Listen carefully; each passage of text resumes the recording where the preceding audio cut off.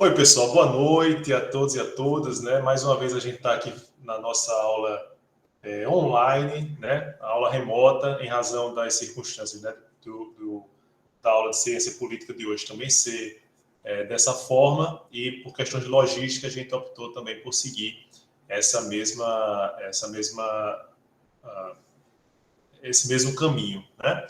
E aí eu pergunto já a vocês, né? Geralmente a gente coloca, isso era muito comum, era habitual nas nossas aulas remotas na época da pandemia, na época mais drástica da pandemia, a gente colocava uma música para quebrar um pouco esse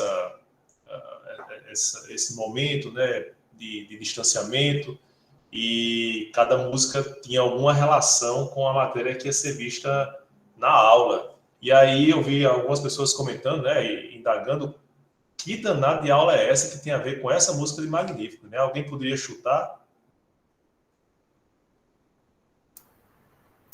Eita, professor, apesar de eu adorar Magníficos, eu nem prestei atenção direito no que estava...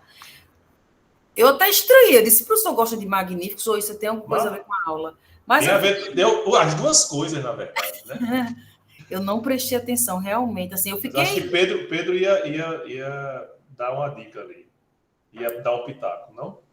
Isso, não, meu pitaco é o seguinte, que eu vi que o tema da aula hoje é fontes do direito, né? Então, o nome olha só, exatamente, exatamente, é fontes do direito e fontes do desejo de Magnífico, né?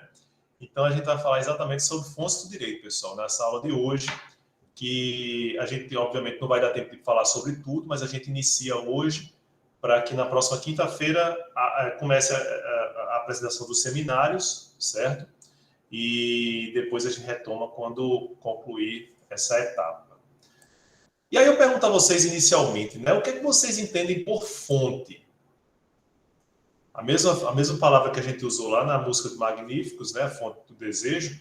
O que seria fonte para vocês?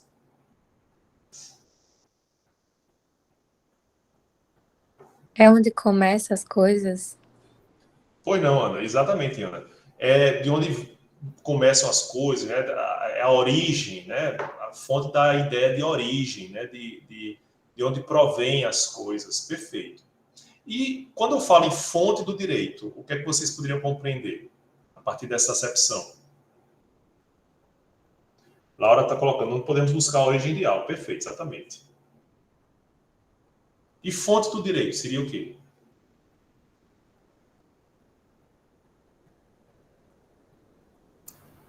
As leis, o ordenamento jurídico. Mas por que as leis? O que é que isso tem a ver com fonte? Porque o direito... Agora eu fiquei confusa. Mas a depende do tá ponto correta. de vista, né, professor? Vocês estão vendo o slide? Sim. Pronto, perfeito. Eu só não vou mais ver o chat, certo? Vou começar a apresentação. E aí a gente encontra... Ana estava falando, eu interrompia.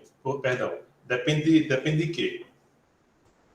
Do ponto de vista, por exemplo, Ivânia falou as leis, no caso, de um ponto de vista positivista, né, que a gente ainda vai falar sobre isso. Isso. A fonte do direito seriam as leis. Perfeito. Mas, de uma forma geral, a gente vai, pelo que você está falando, então, a gente já pode antever que há uma discussão até para saber de que fontes a que fontes a gente pode se reportar, ou que fontes a gente pode considerar como, de fato, legítimas, né, verdadeiras do direito, isso a depender da corrente epistemológico-jurídica a que você se filie, né? Então, sim, a gente vai começar na próxima aula a abertura da discussão em torno das correntes do pensamento jurídico, e a gente vai ver que algumas correntes entendem determinadas fontes como aceitáveis e outras não, e isso varia de acordo com essas correntes. De todo modo, vocês vão ver nos livros de introdução, que geralmente vão mostrar o que mais habitualmente se estuda, né, no âmbito de uma teoria geral do direito, algumas fontes, né? E eu peço a vocês que, se vocês tiverem um livro de introdução aí próximo, para que vocês deem uma folheada no sumário desses livros e me digam aí quais as fontes do direito que eles apontam como dignas desse estudo das fontes do direito. Alguém poderia me dar esse feedback? Eu tenho aqui do Técio. Pois não. Aí ele coloca aqui a Constituição, as leis. Certo.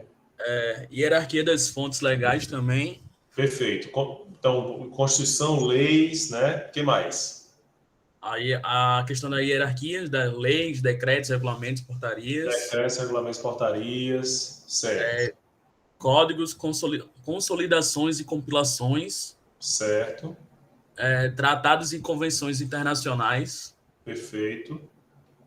Costume e jurisprudência. Costume, jurisprudência, perfeito. Fontes negociais, razão jurídica, que no caso é a doutrina, princípios gerais de direito e equidade. Perfeito. E estrutura e repertório do sistema e teoria das fontes. Certo. Aí a questão é mais conteudística, né? mais teórica. O que mais? Alguém poderia me dar outro livro? Poderia me apontar outra abordagem de outro livro? Professor? Pois não. Miguel Reale, só acrescentando aqui, ele coloca jurisprudência. Certo, mas começa com qual? Ele começa com lei e costume. Lei, costume. A lei e o costume. Perfeito. Compreensão da lei como fonte do direito. Certo, aí tem a jurisprudência. Certo. Jurisprudência. Aí tem a doutrina e o modelo jurídicos dogmáticos. Perfeito, perfeito. O que mais? Que outro livro a gente poderia referir aí? Vocês têm acesso.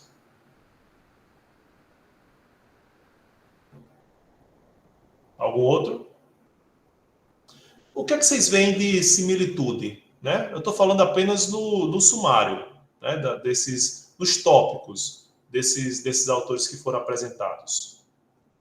Vocês veem alguma semelhança, alguma coincidência? Tirando os costumes, no geral é tudo uma fonte escrita, né?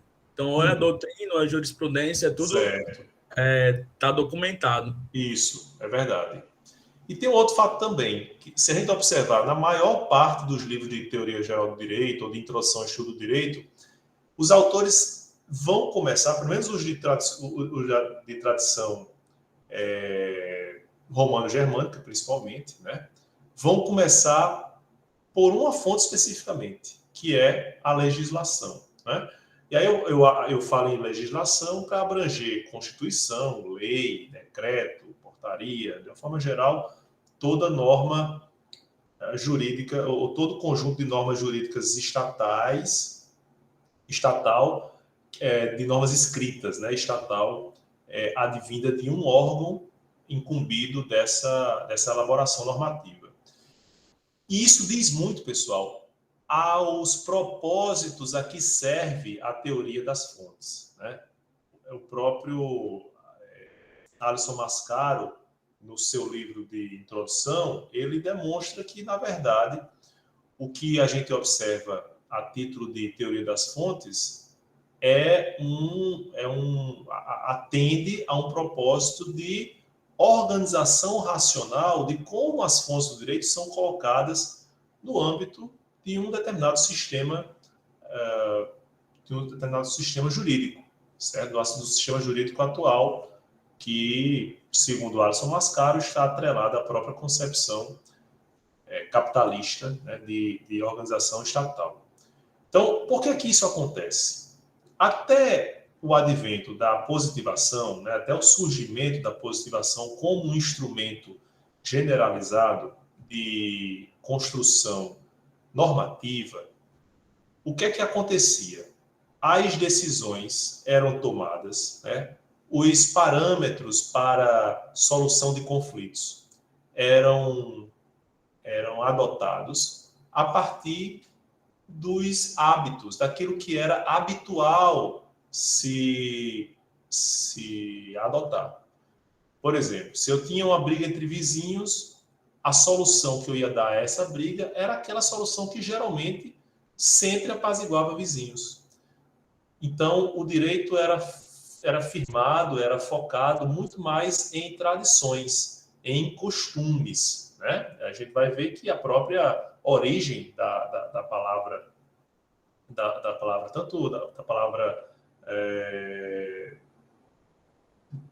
moral, ética, né? Alude, de onde vem o direito, alude à habitualidade, ao costume, né? Aquilo que era corriqueiro se adotar. Então, até o momento do advento da positivação, que a gente vai estudar logo mais, o que é que se observava? Nós vamos decidir dessa maneira porque sempre foi assim, certo? E como é que a gente vai colher essa conclusão? De onde é que a gente vai tirar essa conclusão?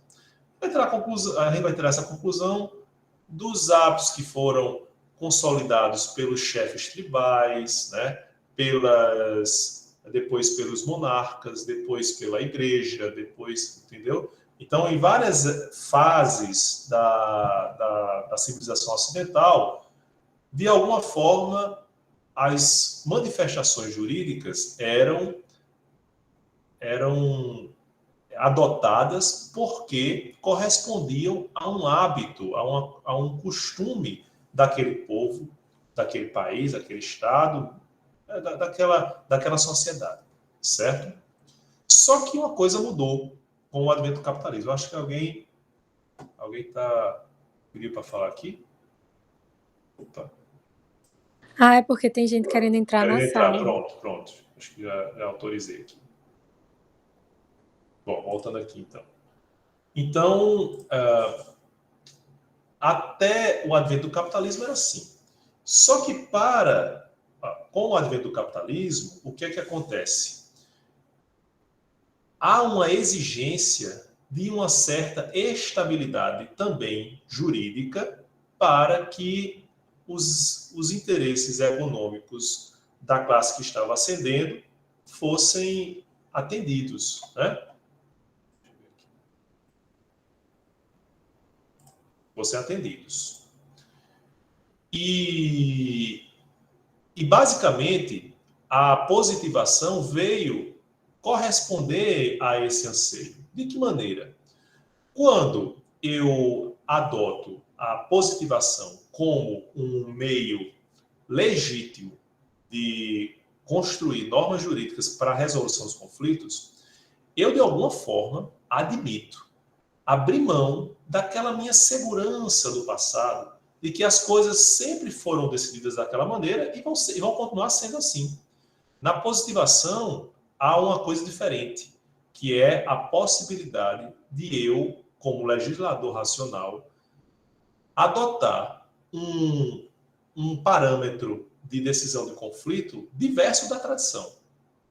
E para que eu possa ter segurança em relação à legitimidade dessa ousadia, vamos dizer assim, eu preciso ter uma chancela estatal. Por isso que as formulações jurídicas, elas passam a ser, basicamente,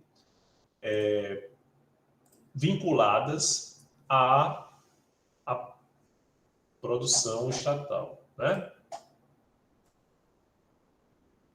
Basicamente vinculadas à produção estatal, certo? Então, não é de se espantar, pessoal, que vocês vão encontrar nos livros de introdução as primeiras fontes do direito sempre referidas àquelas que têm um maior grau de vinculação ao Estado. Dificilmente vocês vão encontrar um capítulo de fontes do direito que comece por doutrina, que comece por mesmo costumes, certo? Geralmente se refere primeiro à legislação, porque a legislação é uma fonte do direito que tem maior controle por parte do Estado na sua produção, até porque é um órgão estatal o responsável pela sua elaboração, né? Então, o parlamento ele é incumbido da feitura das leis, né? E de outros atos normativos também escritos. Certo? E por que isso acontece? Porque, de alguma forma, quanto mais controlado pelo Estado, quanto mais controlada a fonte pelo Estado, maior é a ideia de que aquela fonte ela representa essa estabilidade. E por isso é que se incutiu nas fontes do direito a ideia de racionalização, de racionalidade. Então, eu sempre faço menção nas aulas à ideia do legislador racional, né? Aquele que atende a um anseio social, a um anseio daquela sociedade, para, eventualmente, até mudar os cânones, os parâmetros daquilo que era tido como natural e normal, né?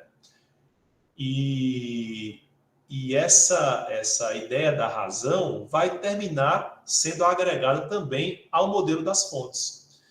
Então, imagine, se eu tenho um modelo de fontes que é racional, não tem como eu me insurgir contra ele. Entende?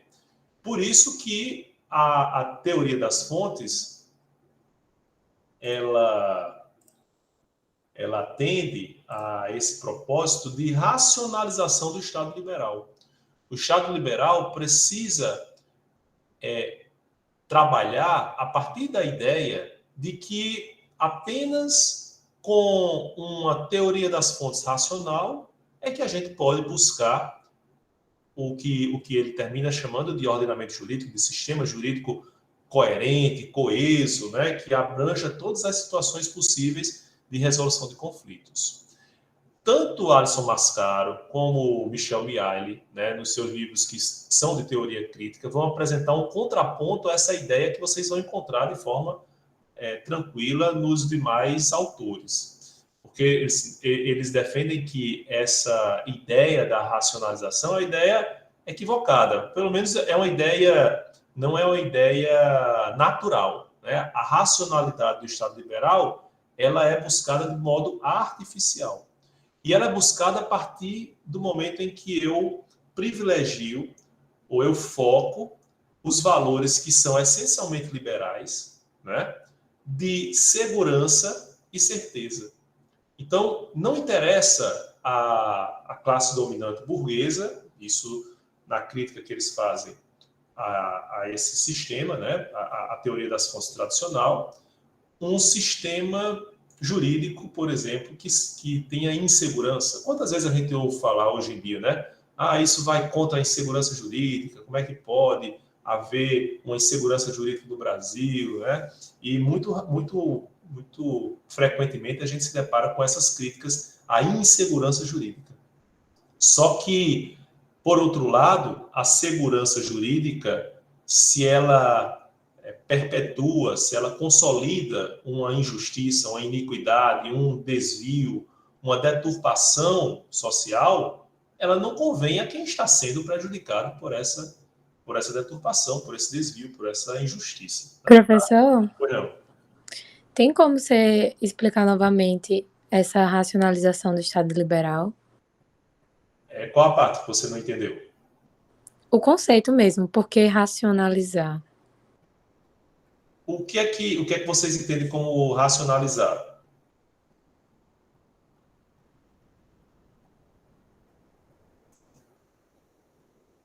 Diga aí. O que é racionalizar algo?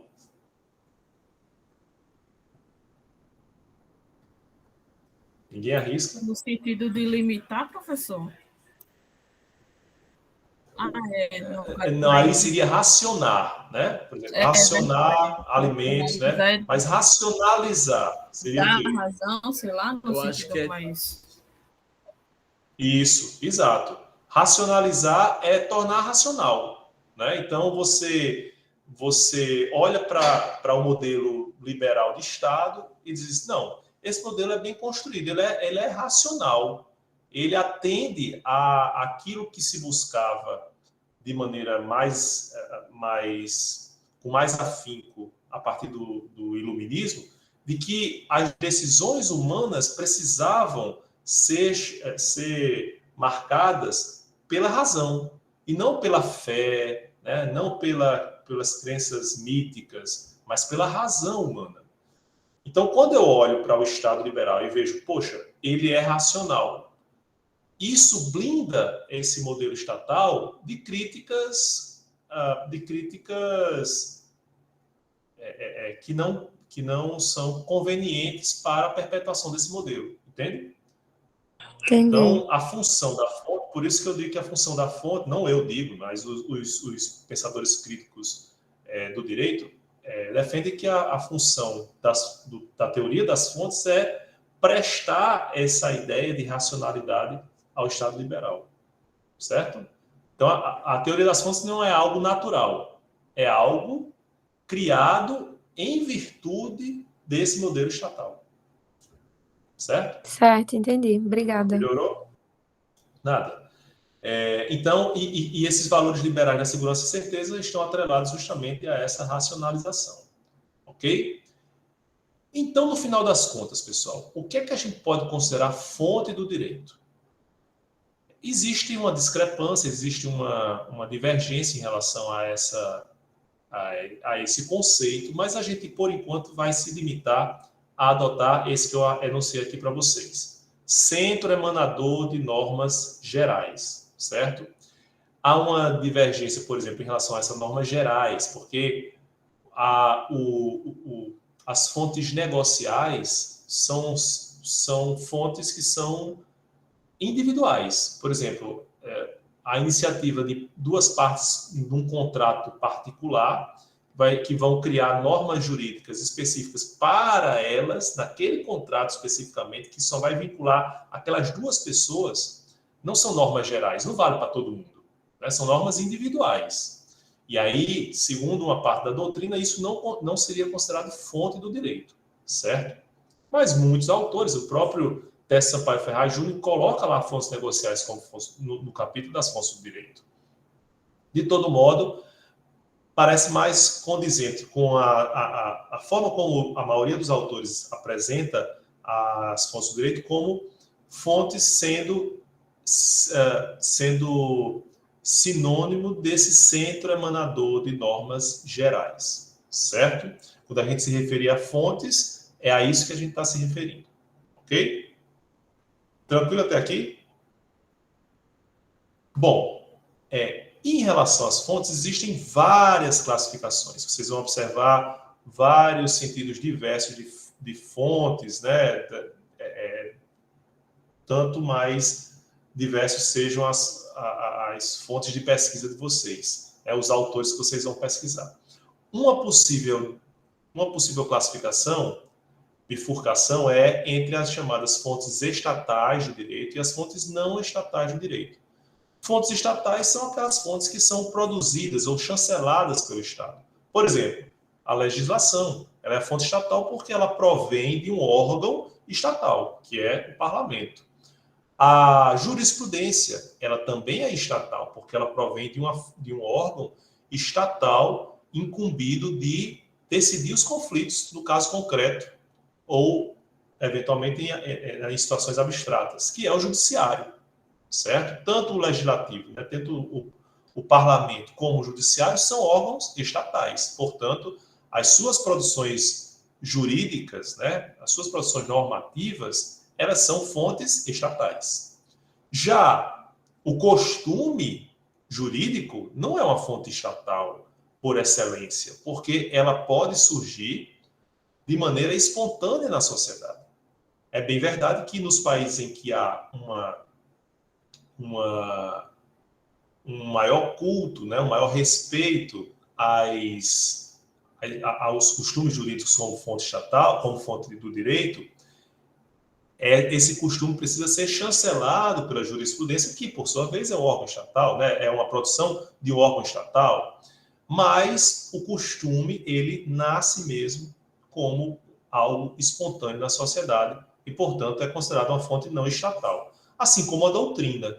O doutrinador, o cientista do direito, não é alguém, não é um pensador vinculado necessariamente ao Estado, certo? O pensador, o jurista, o estudioso, o cientista do direito, ele não faz parte necessariamente do aparato estatal, portanto, a sua produção ela é uma fonte não estatal. Certo? Tranquilo?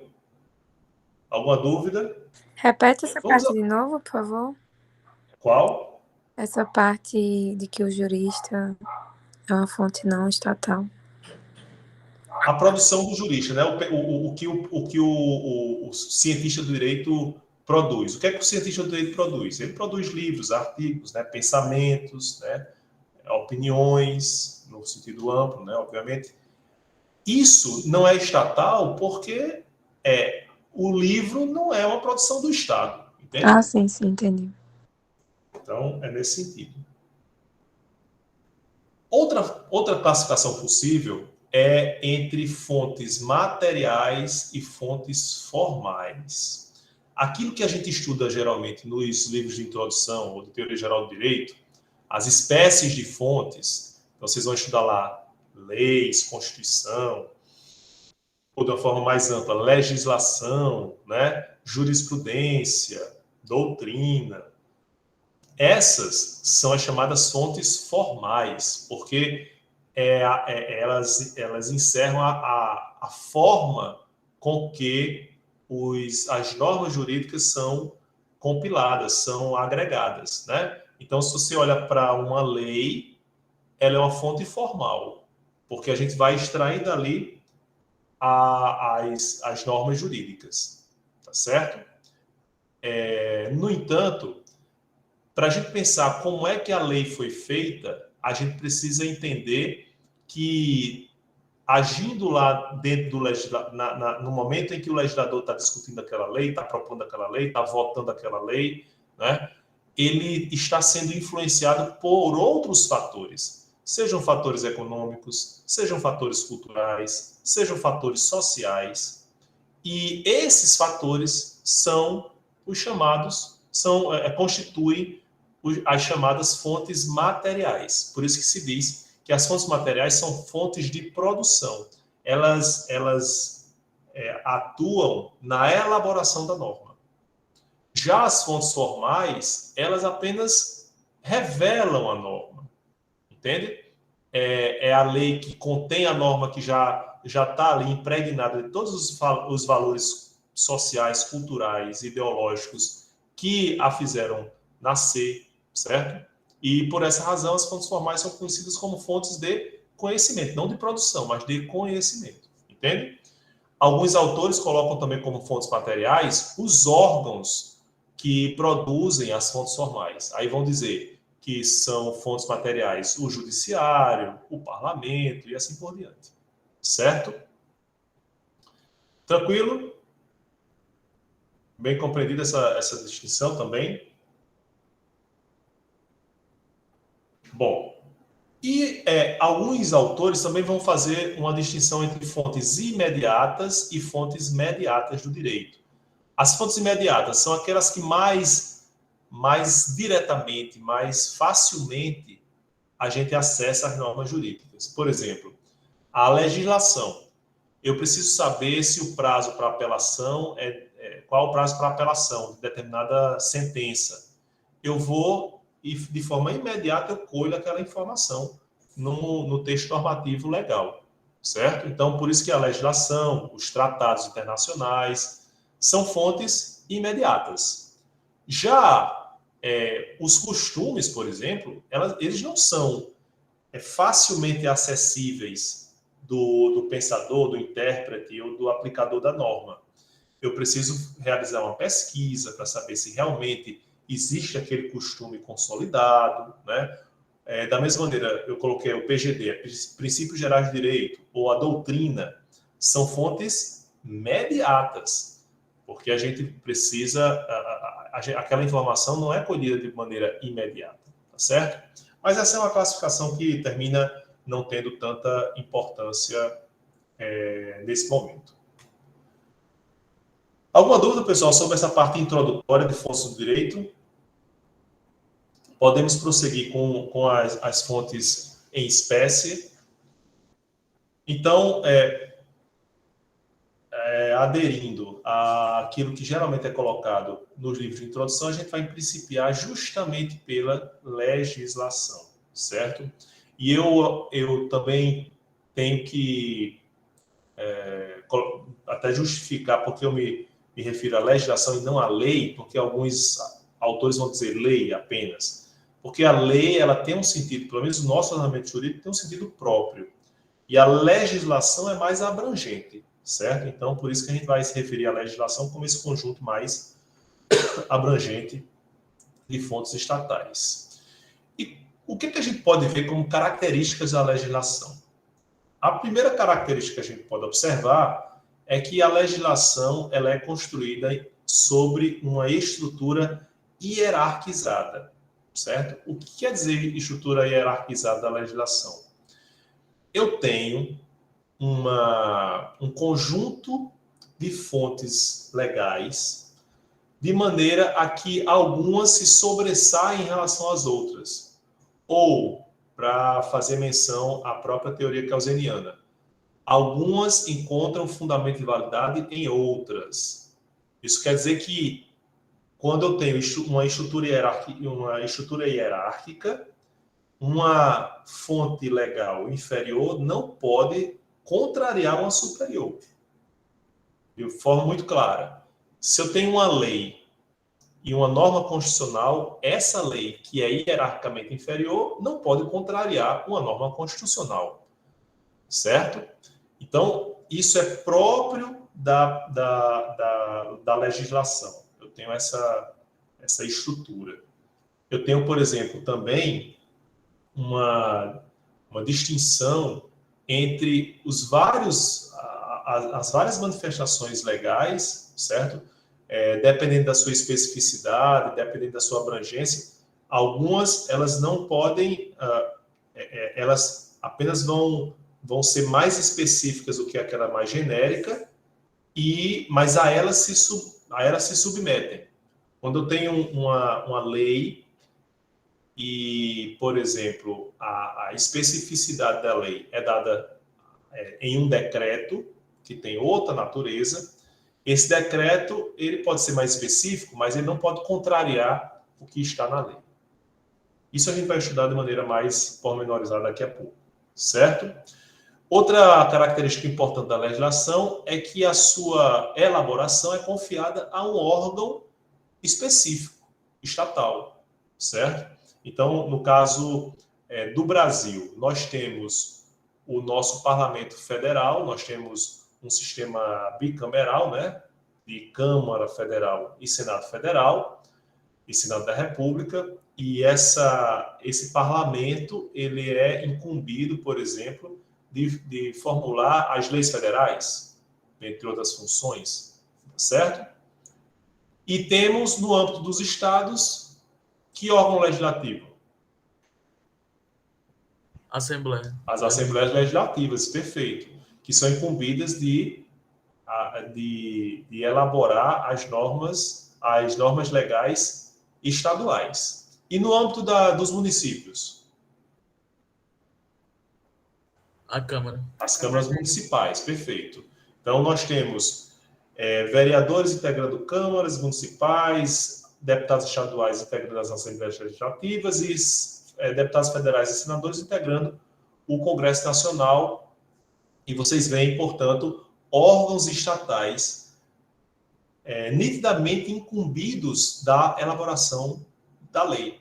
Né? Da lei, eu digo da lei como a fonte formal mais evidente, né, desses órgãos, mas, obviamente, emendas à Constituição, leis complementares, alguns decretos, resoluções também da mesma ordem, certo? Então, a gente vê bem clara essa característica do âmbito da legislação. E, obviamente, falando em legislação, a gente vai ter que começar justamente por aquela que, num sistema constitucional mais rígido, encontra a primazia sobre todas as demais fontes do direito, que é a Constituição, certo? Quando a gente falou lá em direito constitucional... Professor, Oi. Então o estudo é todo baseado na teoria de Kelsen, né? Que tem toda aquela pirâmide com a hierarquia das leis. É tudo... É estudar Kelsen. Não, mas assim, a gente não vai... Kelsen, inclusive, está aqui, ó, representado, mas a gente não vai se prender à concepção dele de hierarquia legal, não. Mas, de todo modo, qualquer que seja a nossa compreensão de legislação, ela vai atender a uma estrutura hierárquica, entende? É nesse sentido. Mas aí, falando em Constituição, quando a gente tratou dos ramos do direito, né, e falou sobre o direito constitucional, vocês devem se recordar qual é a matéria que é própria da Constituição, né, que a gente falou ali de maneira reflexa. De que é que vai tratar o direito constitucional? Vocês se lembram?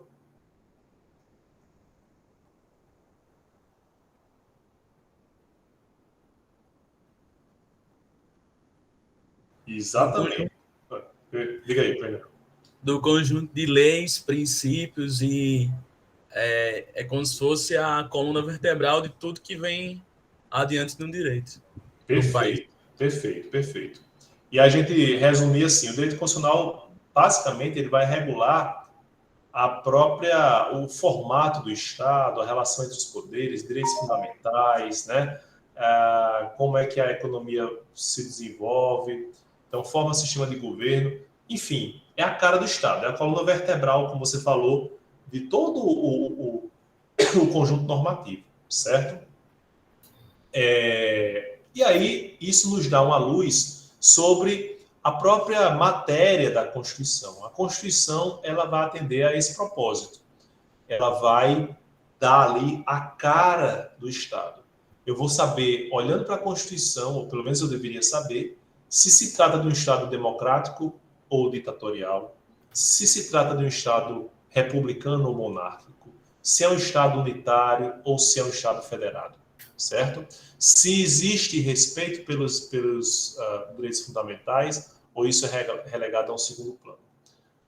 Obviamente, o texto não diz tudo, certo? Porque a gente teve períodos ditatoriais que ostentavam na Constituição normas das mais garantistas, né, das mais protetoras. Não basta a Constituição o seu texto. E por isso é que a gente vai apontar aqui para vocês, basicamente, 3 sentidos de Constituição. O primeiro sentido, que é o sentido sociológico, atribuído a esse primeiro pensador aqui, que é Fernand Lassalle. Segundo Fernand Lassalle, a Constituição ela tinha que corresponder aos fatores reais de poder. Então, por exemplo, se uma Constituição é democrática, o seu texto tinha que condizer com esse atributo na prática real das relações de poder, certo? Se eu tenho uma Constituição super protetora, mas a realidade naquela sociedade não é de proteção ao cidadão, não é de proteção aos direitos e garantias fundamentais, há uma discrepância entre o texto constitucional e a realidade constitucional. E isso transforma, segundo Lassalle, a Constituição numa mera folha de papel. Então, ela não tem efetividade, não há consonância entre seu texto e sua realidade. Portanto, o sentido sociológico de Constituição é aquela que possibilita essa consonância.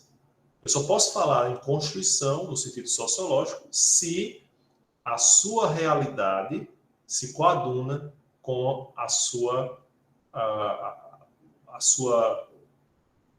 os seus atributos formalmente postos no seu texto. Ok? Aí Carl Schmitt, que é esse segundo pensador aqui, Carl Schmitt, que está aí ao lado de Kelsen, né? Eles que eram meio... eles não se batiam muito bem, né?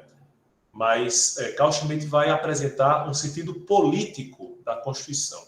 E para Carl Schmitt, a Constituição constitui uma decisão política fundamental. E o que é isso?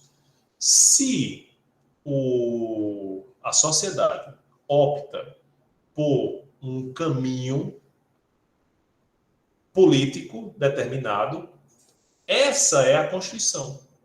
Então, por exemplo, vamos voltar um pouco no tempo e olhar para a Alemanha hitlerista.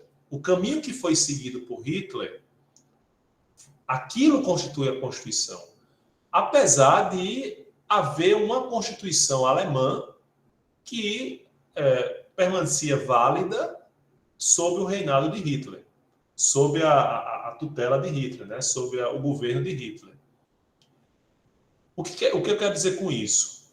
Que Hitler, na Alemanha nazista, governou no seu auge absolutista, não, mas totalitário,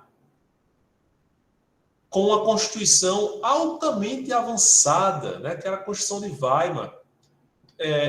E isso aconteceu porque não era a Constituição de Weimar a verdadeira Constituição. A verdadeira Constituição era a Constituição que era o próprio Hitler, que era a própria decisão política que ele assegurava, que ele reafirmava. Entende?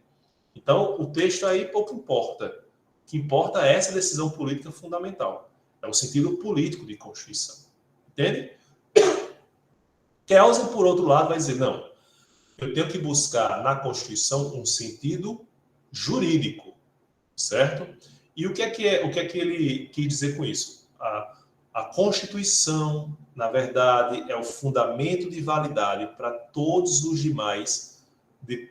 as demais normas jurídicas. Então, de alguma maneira, ele se apega novamente àquele documento que é ratificado, que é chancelado no âmbito daquele Estado, e diz, olha, a partir desse momento, toda a produção normativa tem que guardar consonância com esse texto. Entende? A Constituição, então, é algo, é um documento, é um marco normativo que deve ser levado em consideração. Não é mais um ato político, apesar de sempre, vou frisar, ela tem uma fisionomia política na sua formação, né? na sua elaboração. Mas, a partir do momento em que ela aparece como um conjunto de normas constitucionais, aquilo é que vai constituir o verdadeiro sentido jurídico de Constituição. Certo? Bem entendido, pessoal, essa distinção entre esses três sentidos de Constituição? Sim, sim. Perfeito. Outra coisa que a gente precisa chamar a atenção, pessoal, é para a distinção entre normas formalmente constitucionais e normas materialmente constitucionais. Eu já dei a dica para vocês, quando a gente falou sobre direito constitucional, sobre as matérias que devem constar na Constituição. Não é verdade? Então, por exemplo, se eu perguntar, forma e sistema de governo precisa estar na Constituição? Vocês responderiam como?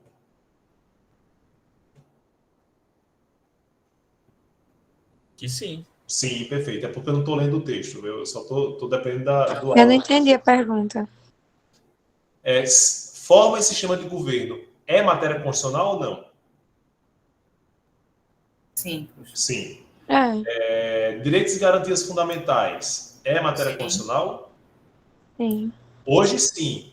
Porque durante algum tempo, assim, o constitucionalismo, no seu início, não era tão fervoroso defensor, né? Pelo menos se a gente se reportar à Constituição norte-americana, houve um debate inicial e que terminou tirando do seu texto originário direitos e garantias fundamentais, depois incluídos pelas emendas à Constituição norte-americana. Mas, sem dúvida alguma, é matéria constitucional. Então, todas essas matérias que são que devem constar na Constituição, elas constituem o que a gente chama de norma materialmente constitucional, certo? Então, se eu digo lá, o Brasil é uma república federativa, e quando eu digo que as pessoas têm determinados direitos e garantias fundamentais, e eu falo sobre a relação entre os poderes, né? O modelo de checks and balances entre os poderes, as atribuições dos órgãos legislativos ou dos órgãos judiciários. Isso tudo constitui matéria constitucional. As normas constitucionais, portanto, que falam sobre isso, elas são materialmente constitucionais. Mas eu também tenho normas que estão na Constituição, só Deus sabe por quê, né? E aí, um exemplo talvez mais emblemático seja a que prevê, tem uma determinada norma constitucional na nossa Constituição que fala sobre o Colégio Pedro II. Eu vou até ler aqui para vocês. Deixa eu achar.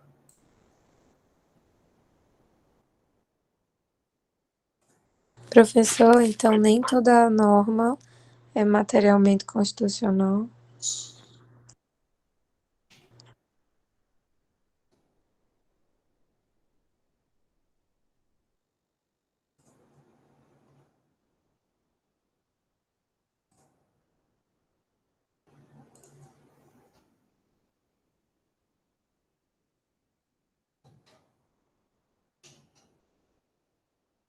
Aqui está a letra muito pequenininha, mas eu vou aumentar aqui para vocês. Não sei se vocês conseguem enxergar aí, não, né? Aqui, ó. Sim.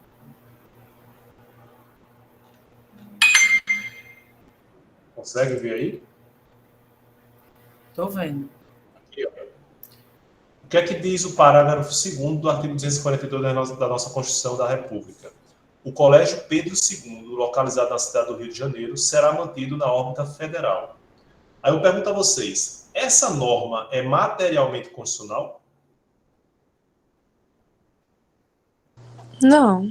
Não, porque, assim, eu posso dispensar de uma Constituição Federal, de uma Constituição, a pertença de um colégio específico a determinada órbita, né, a determinado centro de poder, certo?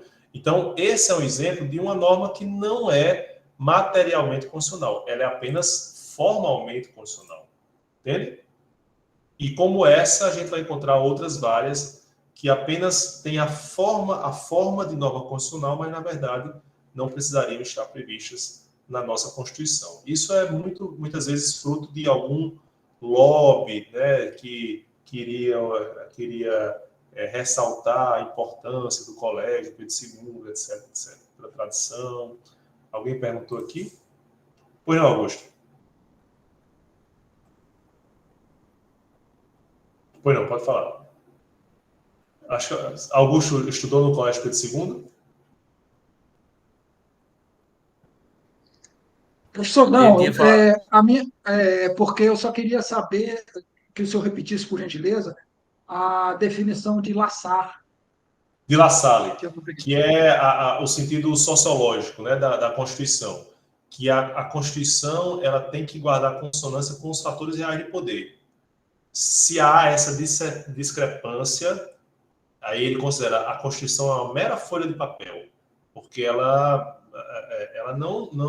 não retrata aquilo que efetivamente acontece no nível da realidade em relação ao exercício dos poderes. Nesse sentido. Tranquilo? Melhorou? Deixa eu ver se vocês perguntaram alguma coisa aqui. Aqui está dizendo travou. Não, mas isso aqui não é antigo. Alguma outra pergunta? Não. Beatriz tinha perguntado o que era PGD. Mas PGD, Princípios Gerais de Direito. Princípios Gerais de Direito. Certo? Podemos prosseguir? Então vamos lá.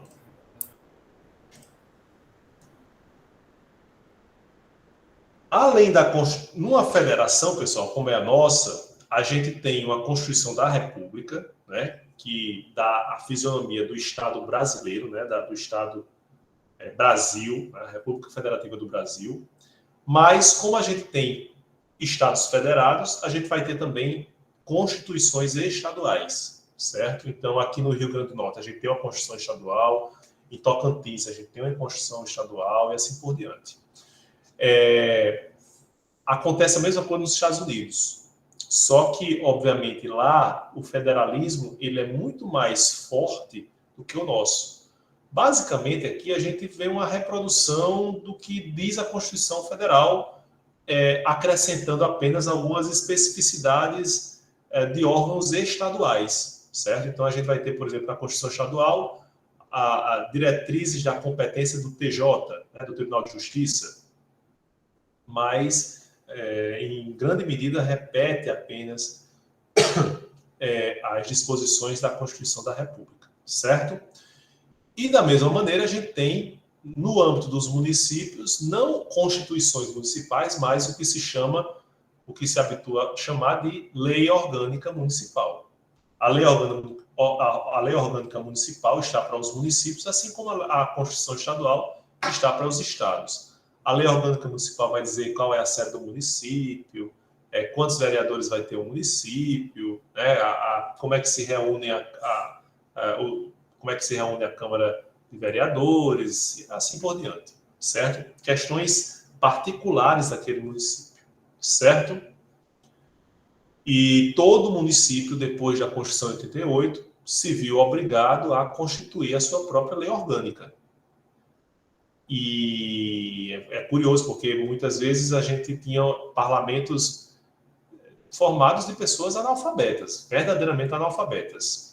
E, diante daquela necessidade de votar uma lei orgânica, muitas vezes eles pegaram consultorias, né? Então, por exemplo, tem um modelo de lei orgânica aqui. Aí alguns municípios, inclusive, aprovaram o modelo sem tirar o município de onde foi tirado o modelo, né? Então, assim, o município X utilizava lá na lei orgânica a referência ao município Y, né? Então, depois isso foi corrigido. Mas isso aconteceu muito por esse Brasil. Tranquilo, pessoal, em relação à Constituição? Bom, agora, num outro nível, ainda dentro do âmbito da legislação, certo? E a gente já observou que a Constituição ela tem um aspecto interessante e diferente. Talvez isso a gente possa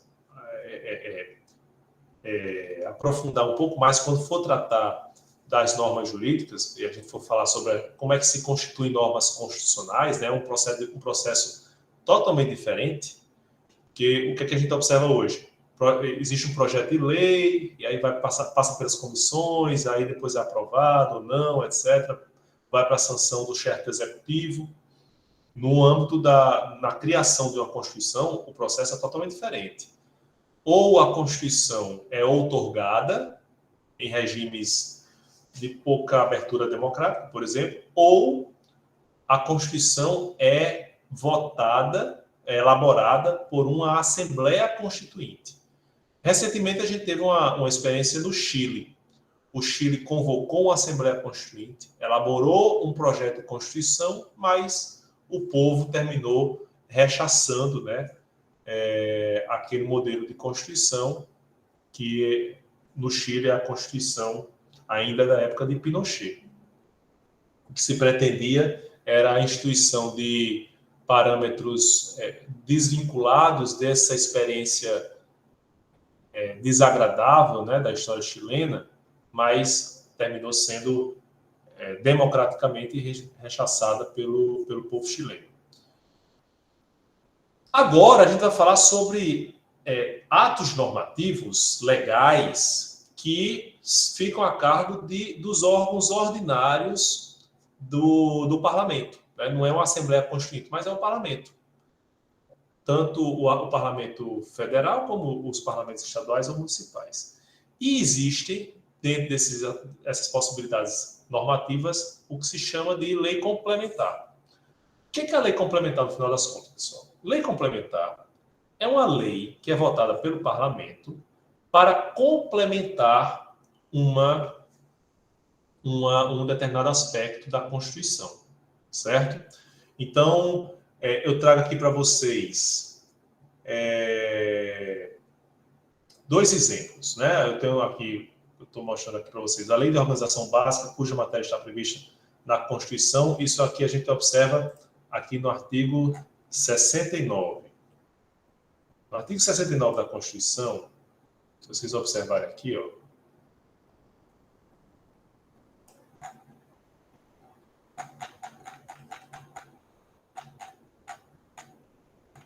olha só.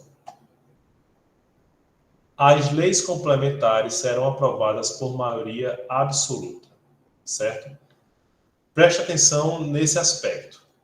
Mas aí eu vou fazer menção agora a essa outra referência aqui do artigo 14, parágrafo 9º. O artigo 14, parágrafo 9º da nossa Constituição diz o seguinte: lei complementar, não sei se vocês conseguem ler aí, lei complementar estabelecerá outros casos de inelegibilidade e os prazos de sua cessação a fim de proteger a propriedade administrativa, etc, etc. Certo? Vejam que o texto da Constituição faz menção à lei complementar. Então, a primeira coisa que a gente tem que observar, a Constituição pode exigir para a disciplina de determinada matéria a edição de um outro ato normativo, porque nem tudo pode caber na Constituição, senão a Constituição seria um sem número de artigos, né? Então, a Constituição, ela dá, na expressão muito feliz, ela é a espinha dorsal, né? E aí ela atribui competências para a produção legislativa por parte dos órgãos legislativos. Nesse caso, especificamente, ela diz o seguinte: há necessidade de uma lei complementar para estabelecer casos de inelegibilidade. E por que ela fala lei complementar e não fala somente lei? Porque quando a Constituição menciona lei complementar, ela está querendo deixar bem claro que não se trata de qualquer lei, mas de uma lei que exige um quórum especial. E vocês se lembram qual é o quórum especial que a gente se referiu agora há pouco? É a maioria? A maioria absoluta. Absoluta, perfeito. Então, um dos aspectos essenciais para distinguir a chamada lei complementar da lei ordinária é que, na lei complementar, é exigido um quórum de maioria simples do parlamento. Entende? Então, por exemplo, vamos supor aqui no nosso estado, no Rio Grande do Norte, eu tenho...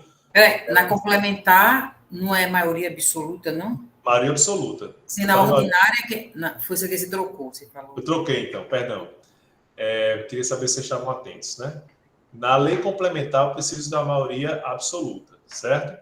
Então, por exemplo, a gente tem aqui no estado do Rio Grande do Norte 24 deputados estaduais. Se eu quero aprovar uma lei complementar, porque essa é a exigência, por exemplo, de alguma matéria no âmbito da Constituição estadual, eu preciso aprovar a determinado projeto de lei complementar. Quantos deputados eu preciso para ter essa aprovação? Os 20. Preciso que 13 estejam presentes e os 13, pelo menos 13, votem a favor. Exatamente. Então, se eu tenho, por exemplo, 12 presentes e os 12 votam a favor desse projeto de lei, essa lei pode ser aprovada? Não. Porque não é a maioria simples, é a maioria absoluta que se exige para aprovação. Entende? Então, no final das contas, eu particularmente não encontro uma diferença ontológica, né, de conteúdo da lei complementar para a lei ordinária, para a lei que não é complementar, certo? Por quê? Quem vai definir essa exigência de um quórum especial, que é própria da lei complementar, é o Constituinte. Então, o Constituinte é que vai dizer, olha, para essa determinada matéria, eu preciso de uma reflexão maior, de uma adesão maior por parte dos parlamentares, então vou exigir lei complementar. Para essa outra, não, bota a lei ordinária mesmo, certo? Então, se você viu um artigo da Constituição que diz assim, isso aqui vai ser objeto de lei, aí você já sabe que é lei ordinária, certo? Mas se eu vejo, se eu leio a seguinte expressão, isso vai ser disciplinado por lei complementar, aí eu sei que é um quórum especial, que é da maioria absoluta, certo?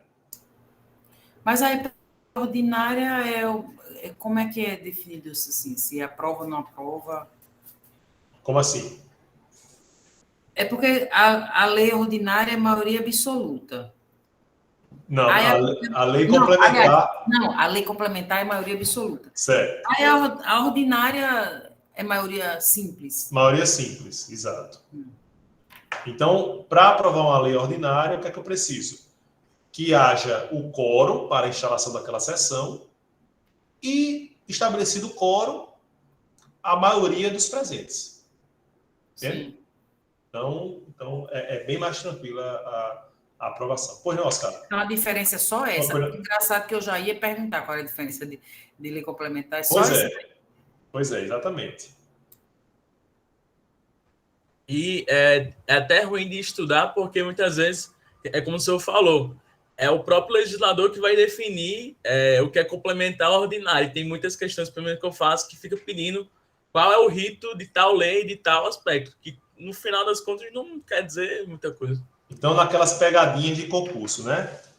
Tal matéria deve ser regulamentada por lei. E aí o texto da Constituição diz lei complementar, e você erra. Porque você tem que saber decorar que aquela matéria tem que ser... Não é qualquer lei ordinária, é uma lei complementar. Certo? Geralmente, qual o propósito que vocês acham que o legislador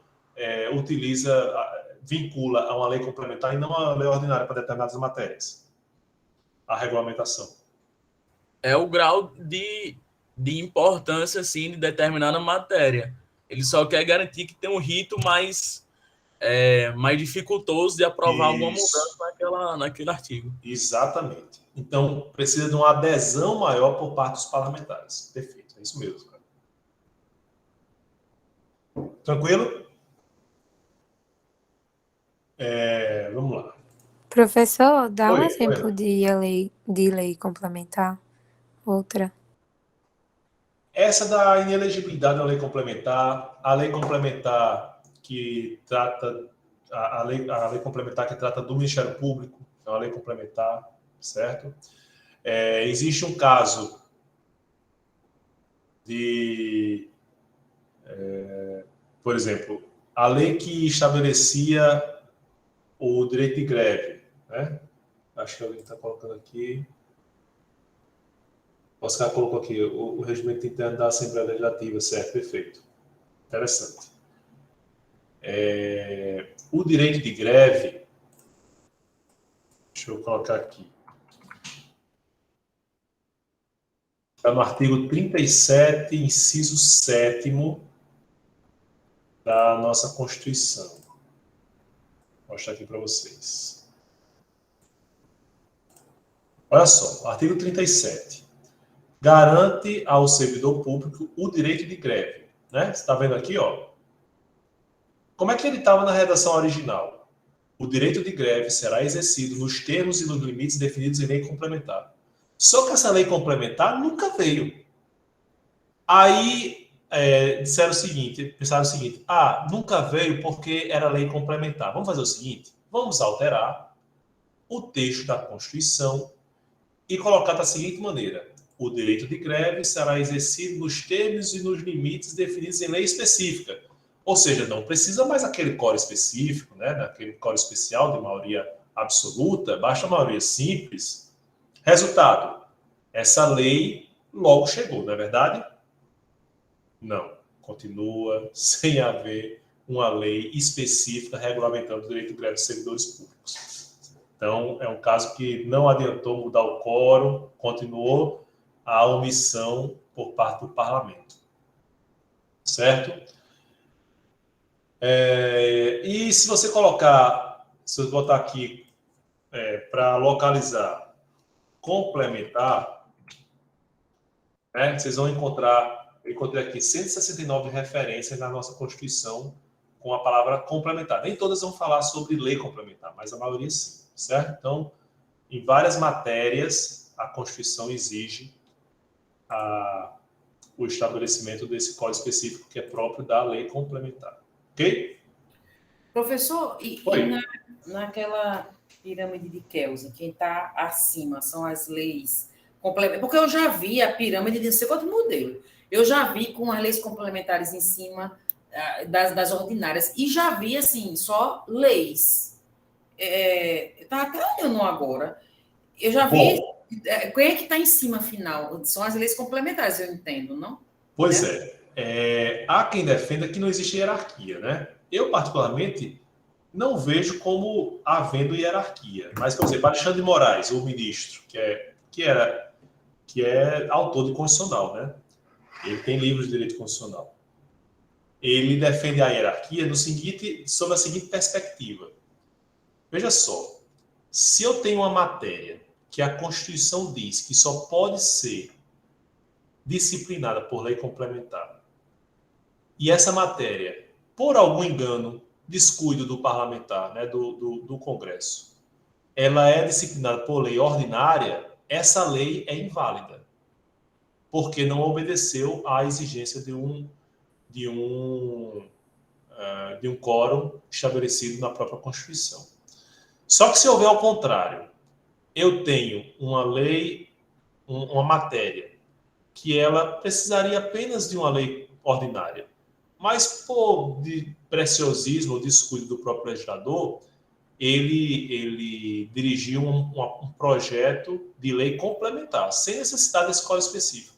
E ela é aprovada, ela se sobressai, ela se mantém, mesmo como lei complementar. E com isso quer dizer o seguinte: se uma lei complementar ela pode se sobrepor a uma lei ordinária quando existe um conflito entre as exigências, por exemplo, uma matéria pode ser que deve ser regulada por lei complementar, não pode ser por lei ordinária. Mas uma matéria que pode ser regulada por lei ordinária pode ser também por complementar, sem nenhum problema. Nisso ele vê que a lei complementar fica acima da lei ordinária. Mas não é uma relação de hierarquia, entende? É apenas uma opção constitucional, né, do constituinte de guarnecer determinadas matérias de maior adesão por parte dos parlamentares. Eu não consigo entender como não sendo uma relação de hierarquia. Na minha cabeça não entra. Você vai colocar essa pegadinha para a gente na prova? Talvez. Agora que você colocou, não é uma boa ideia. Não, mas assim, como não há consenso, né? A gente não. Eu queria apenas que ficasse a reflexão. Talvez eu tenha dificuldade em encontrar como hierarquia, porque não é que a lei ordinária ela dependa de uma lei complementar como fundamento de validade. Sim, entendi. Que é o parâmetro de Kelsen, né? Tanto a lei complementar como a lei ordinária vão encontrar na Constituição o seu fundamento de validade, não em outra lei. Sim, entendi. Certo? Então, nesse sentido, por isso que eu tenho dificuldade em encontrar uma hierarquia entre essas duas. Certo? Mas há uma hierarquia em relação à Constituição, né? Elas são hierarquicamente inferiores à Constituição. Perfeito. É isso mesmo. E aí, a lei ordinária. A lei ordinária, ela exige apenas maioria simples. Um professor de constitucional que eu tive, ele dizia, não, lei ordinária tem esse nome porque é feito por gente ordinária, né? Mas aí eu vou abstrair essa crítica, né? Até porque os próprios legisladores que constituem a lei ordinária também fazem a complementar. Então, não sei. Professor, o que é esse CR? O que é esse CR? Constituição da República. Perdão, eu termino usando as abreviaturas e não explico para vocês, né? Então, o artigo 47 da Constituição da República, nossa, que alguns colocam CF, né? Constituição Federal. Eu prefiro Constituição da República, porque a Constituição ela não é apenas do órgão federal, ela não se destina apenas à União, ela disciplina a relação entre todos os entes federativos, portanto, de toda a República. Trago aqui o exemplo do artigo 5º, inciso 6º, da Constituição da República. Vamos lá. Artigo 5º, inciso 6º, que diz o seguinte. Vejam aqui. É inviolável a liberdade de consciência e de crença, sendo assegurado o livre exercício dos cultos religiosos e garantida na forma da lei a proteção aos locais de culto e às suas liturgias, certo? Quando o Constituinte diz na forma da lei e não diz que é lei complementar, necessariamente eu vou entender que é uma lei ordinária mesmo que precisa, somente. Ok? Entendi. Tranquilo? Vamos lá. Bom, dentro da Constituição também existem as chamadas medidas provisórias. Vocês já devem ter ouvido falar na medida provisória. A medida provisória já foi mais utilizada, né? Ela já foi mais comum no nosso país. Mesmo porque quando ela foi prevista no texto constitucional, e os primeiros governos, depois da Constituição, depois da promulgação da Constituição, começaram a utilizá-la, viram, poxa, nisso aí eu tenho a possibilidade de um ato normativo ter força de lei e não precisar passar pelo Congresso de imediato, né? Para vocês terem uma ideia, o Plano Collor foi formulado no âmbito de uma medida provisória. Por óbvio, né? Se ele previa o confisco das poupanças, ele não podia... Não, eu vou fazer um projeto de lei aqui, né? Para confiscar a poupança de vocês. Todo mundo caía no pé, tirava tudo que tinha de dinheiro da poupança. Meu pai, que foi atingido por essa medida, até hoje tem muita resistência em dinheiro da poupança, né? Porque tem medo. Mas, pai, mas não pode, não precisa, não tem mais esse medo não, porque hoje existe já um artigo da Constituição que foi formulado depois dessa experiência para evitar a medida provisória que determine confisco de poupança específica, né? Tem uma norma específica, mas ele, obviamente, como toda pessoa traumatizada, não tem essa confiança, certo? De todo modo, a medida provisória tem uma função importante. Teoricamente, ela dispensa o trâmite regular na Casa do Congresso, né, no Congresso Nacional, de oferecimento de projeto de lei, passando pelas comissões, votação em tantas comissões, em tantas votações, né, em tantos órgãos e tal, porque o chefe do executivo, o presidente, ele já edita a medida provisória e já encaminha para o Congresso. E quando ele encaminha para o Congresso, ela já tem força de lei. Ela, portanto, já produz efeitos, certo? E por que é importante a medida provisória, pelo menos teoricamente? Porque ela atende a dois requisitos básicos, que é o da relevância e o da urgência. Então, de fato, se eu preciso vamos supor, vejam o Brasil durante a pandemia.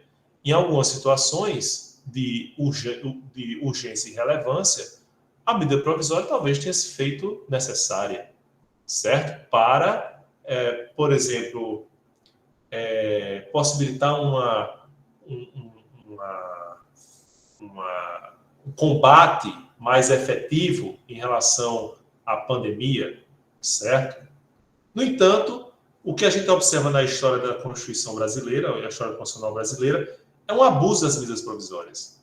Nem sempre eles atenderam a esses requisitos da relevância e urgência. Por exemplo, a gente já teve medida provisória que definiu a abertura dos supermercados ao domingo. Isso num período normal, não foi um período de calamidade. Entende? Então, qual a urgência disso? Isso não pode ser objeto de legislação, né? De uma lei que passa por todos os seus trâmites. Então, não há necessidade, de fato, de recorrer a esse tipo de medida, né? de ato legislativo, que é um ato legislativo sui generis, porque a iniciativa dele não é no âmbito do legislativo, tá certo? Apesar do que ele tem que passar necessariamente pelo crivo do Congresso Nacional em seguida. Veja o que diz o artigo 62 da Constituição. Em caso de relevância e urgência, o presidente da República poderá adotar medidas provisórias com força de lei, devendo submetê-las de imediato ao Congresso Nacional. Aí tem as vedações.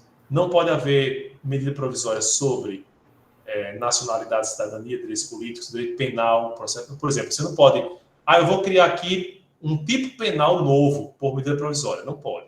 Né? E assim, por questões óbvias. Vejam a insegurança que isso poderia gerar. Né? Professor, não.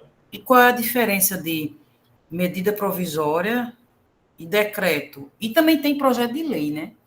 Eu não entendo. Para mim é tudo parecido. Não, perfeito. Veja, Ivânia. A medida provisória, ela é de iniciativa do presidente da República e quando ela é encaminhada para o Congresso, ela já vale como lei. Então, assim, na hierarquia, ela está no mesmo patamar da lei. Certo? Projeto de lei é um projeto de algum parlamentar que pretende que seja transformado em lei. Certo. E o decreto, por sua vez, que a gente vai falar daqui a pouquinho, é um ato normativo que muitas vezes é formulado pelo chefe do executivo ou por um secretário, né, ou alguém do executivo, para esmiuçar os comandos de uma determinada lei. Daqui a pouco eu vou dar um exemplo para vocês.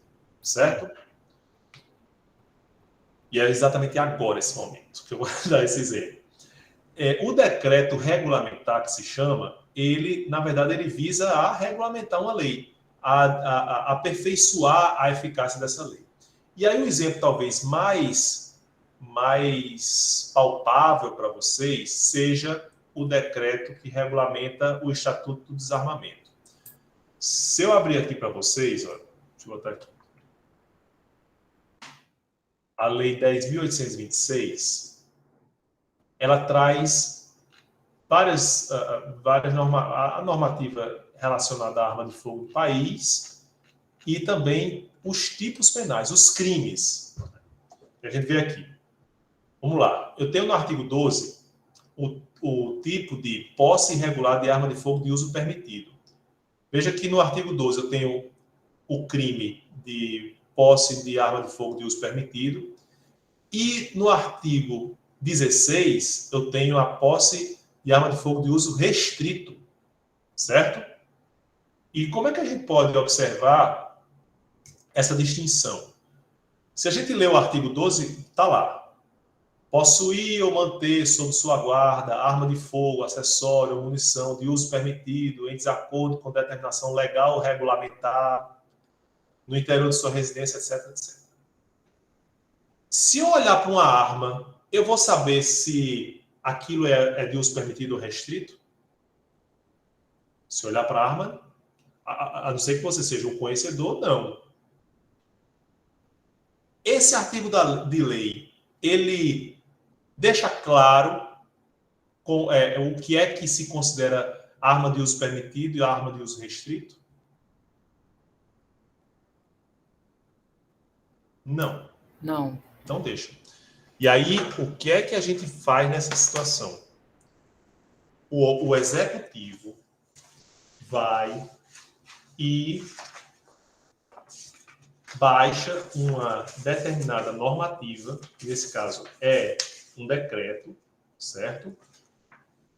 Peraí que eu vou pegar aqui para vocês. Que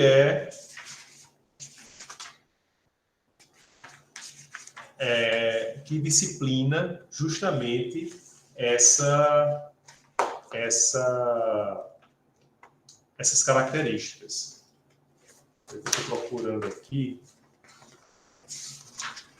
E pode ser através de portaria? Não, aí é um decreto mesmo, né? Espera aí.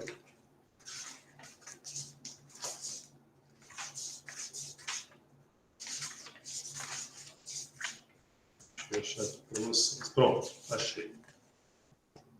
É um decreto. O decreto, por exemplo, estou aqui com vocês, o decreto 10.627 de 2021 pelo menos até onde eu sei, é o mais atual. Deixa eu só conferir aqui, porque esse governo gosta tanto de mudar o decreto de armas,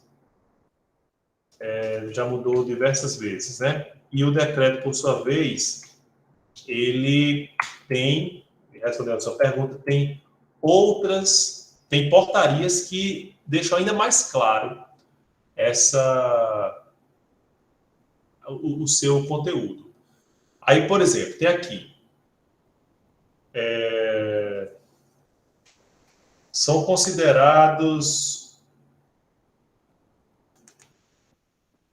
Aqui nesse decreto 10.627 diz assim: para fins do disposto nesse regulamento, considera-se arma de fogo de uso permitido, armas de fogo semiautomáticas ou de repetição que sejam de porte, cujo calibre nominal, com a utilização de munição comum, não atinja na saída do campo de prova energia cinética superior a 1.200 libras-pé ou 1.620 joules. Portáteis de alma lisa ou portáteis de alma raiada. E assim por diante, né? A questão de arma específica aí, certo? Aí você vê, isso resolve meu problema? Bom, em tese sim, porque quando você compra uma arma, já existe uma especificidade, uma especificação dessa energia produzida pelo seu disparo. Ok? Mas aí, para deixar ainda mais clara essa determinação, o que é possível fazer? O governo, o executivo, ou, no caso, especificamente de arma de fogo, aqui é o comando do Exército, edita uma portaria para fazer a listagem dos calibres nominais das armas. Não sei se vocês observam aqui, ó. Tá vendo aqui, ó? Então, aqui a gente tem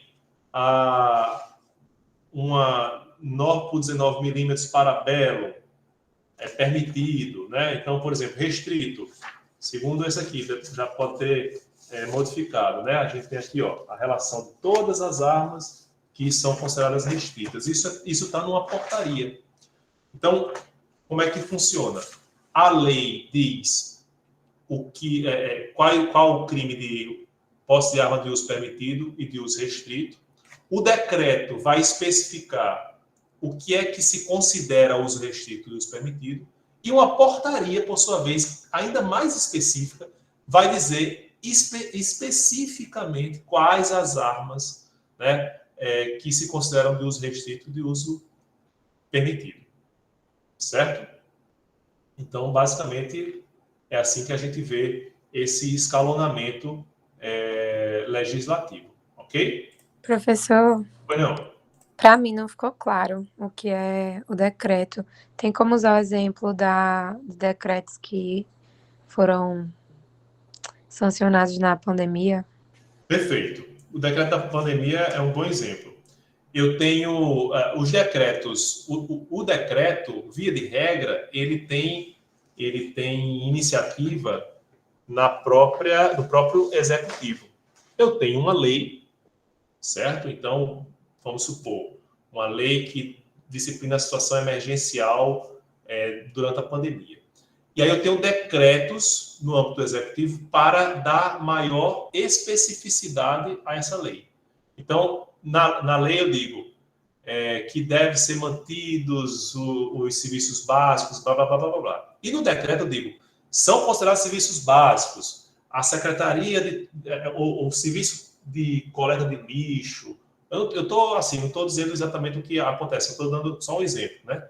Ou então a Secretaria de Saúde, e assim por diante, certo? Então, enquanto a lei é uma produção do parlamento, o decreto é uma produção normativa, geralmente ou do chefe do executivo ou de algum